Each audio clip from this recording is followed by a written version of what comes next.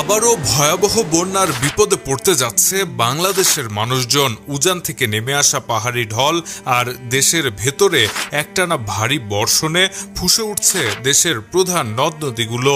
আগামী 2 দিনের মাঝে দেশে ভয়াবহ বন্যা পরিস্থিতির সৃষ্টি হতে পারে।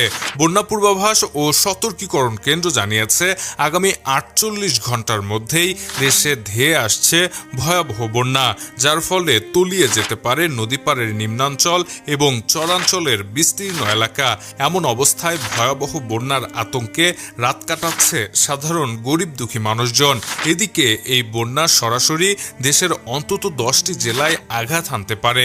বড় বিপদের মুখে রয়েছে উত্তরাঞ্চল তথা তিস্তাপাড়ের এলাকাগুলো, বিশেষ করে উত্তরের লালমনিরহাট, নীলফামারী, কুড়িগ্রাম এবং রংপুর রয়েছে সবচেয়ে বেশি ঝুঁকিতে। পাশাপাশি পূর্বাঞ্চলের সিলেট, সুনামগঞ্জ, নেত্রকোনা ও শেরপুরের নিম্নাঞ্চলও প্লাবিত হওয়ার তীব্র সম্ভাবনা রয়েছে। প্রতি ঘন্টায় বাড়ছে নদীর পানি, আর তার সাথে বাড়ছে নদীপাড়ের মানুষের আতঙ্ক। যে কোনো সময় ভয়াবহ বন্যায় নিজের ভিটা মাটি হারানোর আশঙ্কায় দিন কাটাচ্ছেন নদীপাড়ের মানুষজন। এদিকে এই বন্যা মানে শুধু নদীর পানি বাড়া নয়, বরং এটি হলো সাধারণ মানুষের স্বপ্ন ভাঙার আর্তনাদ। এই অসময়ে ফসল হারালে কৃষক একেবারে নিঃস্ব হয়ে যাবে। ভিটামাটি হারানোর ভয় তাড়া করে ফিরছে নদীপাড়ের হাজারো পরিবারকে। এমন অবস্থায় একদিকে বন্যা, আরেকদিকে ফসল